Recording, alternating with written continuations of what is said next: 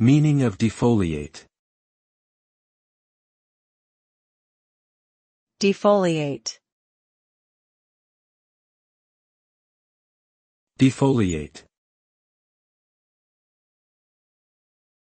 Defoliate. Defoliate. The term defoliate refers to the process of removing leaves from plants or trees, either naturally or artificially. This can happen due to various reasons like pests, diseases, weather conditions, or through deliberate human intervention.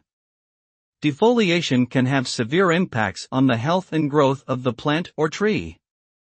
It can lead to reduced photosynthesis, water loss, and make them more susceptible to further damage. In extreme cases, defoliation can cause the death of the plant or tree, resulting in a barren landscape devoid of greenery.